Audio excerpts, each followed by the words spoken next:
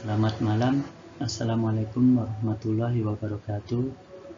Perkenalkan, kami dari kelompok 1 akan menyampaikan materi tentang perkembangan sistem informasi dengan anggota kelompok kami yaitu 1 Presilia Intani dengan NIM 1910193, yang kedua Ahmad Samsul 1910139, yang ketiga adalah Hendra Retnowinedar 191011015.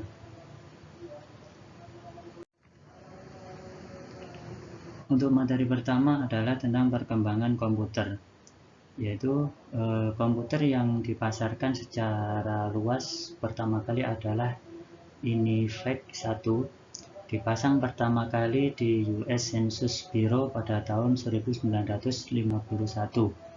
Kemudian di General Electric tahun 1954. International Business Machine atau lebih kita kenal dengan IBM merespon hal ini dengan mengeluarkan produk lebih lengkap yang dikenal dengan sistem 350. Pada tahun 1960-an, komputer pertama yang memungkinkan beberapa pengguna mengakses komputer pada waktu bersamaan. Tren penggunaan komputer berukuran lebih kecil dalam waktu singkat memperoleh momentum untuk berkembang pesat. Komputer berukuran kecil yang pertama adalah mini komputer pada tahun 1970. Lebih kecil daripada mainframe yang berukuran besar dan populer untuk pengguna dalam kalangan ilmuwan. Kemudian muncul mikrokomputer pada awal tahun 1980-an, diciptakan untuk bukan perusahaan kecil, tetapi juga dipakai untuk individu. Personal komputer atau lebih kita kenal dengan PC buatan IBM dilegitimasi sebagai lompatan dalam pengembangan komputer ukuran kecil.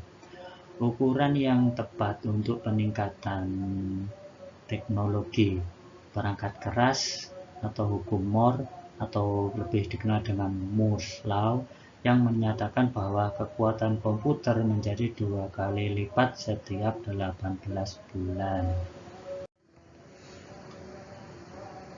Dalam sejarah sistem informasi, peninjauan sejarah sistem informasi meliputi sejarah perangkat keras dan bagaimana perangkat keras tersebut diaplikasikan selama setengah abad sejak pertama kali komputer digital digunakan untuk segala keperluan dalam organisasi bisnis. Kecepatan dan kapasitas perangkat keras telah mengalami peningkatan yang berlipat ganda, sementara ukuran semakin kecil. Bersamaan dengan hal tersebut, aplikasi komputer juga berkembang dari hal yang sederhana seperti proses pengolahan data menjadi sistem yang didesain untuk mendukung manajer dalam mengatasi masalahnya. Evolusi perangkat keras komputer atau lebih kita kenal dengan hardware.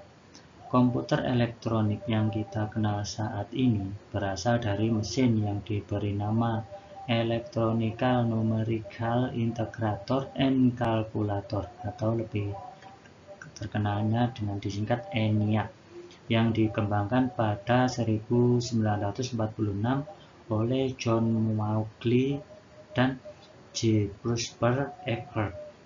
Waktu itu, mereka bekerja sebagai insinyur di Universitas Pennsylvania. ENIAC merupakan cikal bakal dari Remington ENIAC 1, yaitu komputer otomatis yang pertama kali dipasarkan secara luas.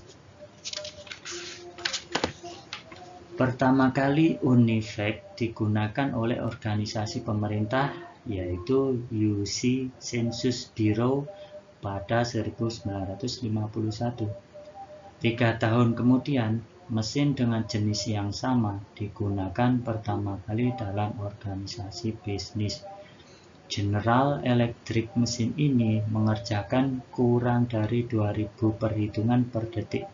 sangat lambat sekali dibandingkan dengan 2 juta atau lebih instruksi per detik yang biasa dilakukan oleh mikrokomputer dengan ukuran jauh lebih kecil dan harga lebih murah yang kita gunakan saat ini.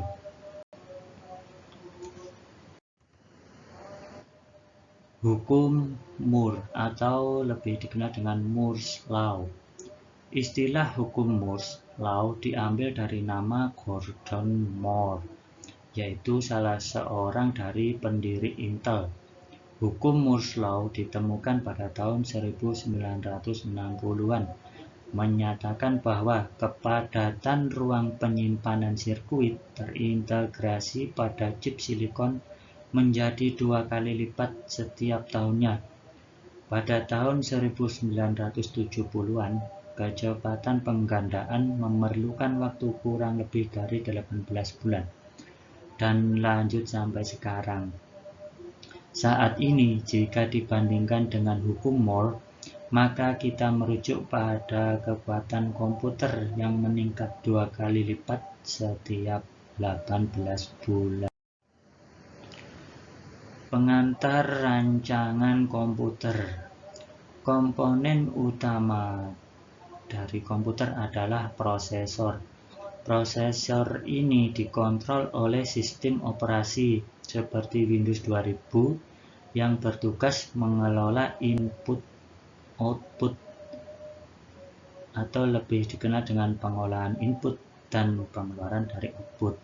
Perangkat penyimpan data, operasi data Central Processor Unit atau CPU mengatur komponen-komponen lainnya. RAM berfungsi sebagai tempat kerja sementara bagi CPU. Semakin besar area kerja yang dimilikinya, semakin cepat CPU menyelesaikan pekerjaannya. CPU dan RAM terletak pada motherboard atau papan sirkuit tunggal tempat perangkat-perangkat lainnya terpasang. CD-ROM, floppy drive, dan hard disk merupakan tempat penyimpanan. Berbeda halnya dengan RAM yang menyimpan data sementara, CD-ROM, floppy drive, dan hard disk merupakan penyimpanan data yang permanen. Pengantar arsitektur komunikasi. Modem adalah perangkat keras yang mengubah signal digital komputer atau lebih dikenal dengan perubahan cahaya menjadi sinyal analog atau gelombang kontinu seperti bunyi suara, dan sebaliknya. Standar komunikasi komputer ditetapkan setelah penetapan standar komunikasi telepon umum. Kemudian muncul komunikasi tanpa kabel. Komputer kita terhubung dengan perangkat telepon yang mempunyai kecepatan 56.000 bits per second atau 56 kbps. Atau berhubungan dengan TV kabel bisa mempunyai kecepatan hingga 2 juta bits per second atau 2 Mbps. Pada umumnya, pertukaran data pada jaringan tanpa kabel bisa mempunyai kecepatan 11 Mbps. Jaringan dalam perusahaan mempunyai kecepatan 10-100 Mbps. Evolusi dalam aplikasi komputer. Sistem informasi merupakan sistem konseptual yang memungkinkan manajemen untuk mengontrol operasional sistem fisik perusahaan. Sistem fisik perusahaan terdiri dari sumber daya yang terlihat nyata, seperti mesin, manusia, ataupun uang. Sistem konseptual terdiri dari sumber daya informasi yang digunakan untuk menggambarkan sistem fisik seperti jenis barang yang ada di gudang. Data barang tersebut disimpan dalam file penyimpanan berbasis komputer yang merupakan sistem konseptual yang merupakan representasi dari sistem fisik. Jadi yang pertama adalah sistem pengolah transaksi. Sistem berbasis komputer yang pertama dinamakan sistem pengolah data elektronik. Kemudian digunakan istilah sistem informasi akuntansi. Kini digunakan istilah umum sistem pengolah transaksi. Sistem-sistem ini memiliki kesamaan, yaitu semuanya mengolah data-data yang merefleksikan aktivitas perusahaan. Yang kedua adalah sistem informasi manajemen. Sebagai sistem berbasis komputer yang menyediakan informasi bagi para pengguna yang memiliki kebutuhan yang sama. Informasi adalah data yang telah diolah sehingga lebih bermakna, juga menginformasikan hal yang baru belum diketahui oleh pengguna yang lain. Pengguna sistem informasi manajemen umumnya terdiri dari anggota-anggota organisasi seperti perusahaan dan subunitnya. Yang ketiga adalah sistem kantor maya atau virtual office system. Kemampuan otomatisasi kantor untuk diterapkan dimanapun melahirkan konsep kantor maya atau virtual office, yaitu bentuk aktivitas kantor yang bebas dari hambatan lokasi secara fisik. Sebagai contoh, manajer dapat melakukan konferensi melalui video tanpa harus berkumpul pada lokasi yang sama. Sistem kantor maya membuat manajer lebih fleksibel dalam melayani pelanggan dan perusahaan dalam waktu yang singkat.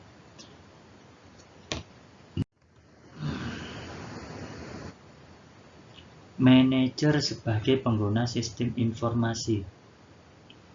Yang pertama adalah posisi manajer.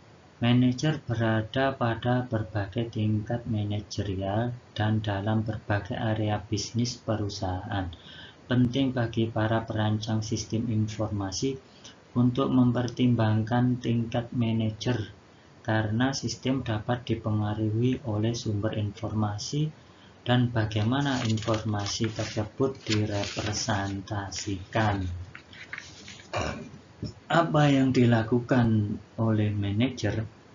1. Manajer merencanakan atau plan apa yang akan mereka lakukan. Kemudian mereka mengaturnya atau organizer agar sesuai dengan perencanaan tersebut. Dilanjutkan dengan menemukan staf yang tepat dan menyesuaikannya dengan sumber daya yang dibutuhkan. Sumber daya ini kemudian diarahkan untuk melaksanakan perencanaan. Manajer harus melakukan kontrol sumber daya untuk memastikan semua berjalan sesuai jalurnya. Yang ketiga adalah pemecahan masalah dan pengambilan keputusan. Manajer terlibat dalam pembuatan keputusan. Dalam hal ini bertugas menyeleksi beberapa alternatif dari tindakan-tindakan yang mungkin diambil. Tahapan-tahapan pemecahan masalah seperti 1. Aktivitas intelijen atau mencari lingkungan yang memiliki kondisi yang sesuai dengan pemecahan masalah. 2. Aktivitas desain menciptakan, mengembangkan, dan menganalisa tindakan yang memungkinkan. 3. Aktivitas pemilihan, menentukan pilihan dari kemungkinan tindakan yang ada. Dan juga adalah sebagai kegiatan evaluasi, menilai pilihan yang telah ditetapkan. Dan yang bersumber, semuanya adalah bersumber dari data informasi yang dilakukan oleh komputer, data yang disediakan oleh komputer. Yang terakhir adalah masa depan teknologi informasi. Jadi, masa depan teknologi informasi akan dipengaruhi oleh semakin turunnya harga dan semakin meningkatnya kekuatan komputer dan komunikasi. Kekuatan komputer diukur dari kekuatan pengolahan, variasi bentuk input ataupun output, dan kapasitas penyimpanannya. Kekuatan komunikasi diukur dari kecepatan transmisi, yaitu jumlah data yang bisa dikomunikasikan dalam waktu tertentu. Demikian presentasi kami dari kelompok 1. Ada kurang lebihnya kami mohon maaf. Assalamualaikum warahmatullahi wabarakatuh. Selamat malam. Terima kasih.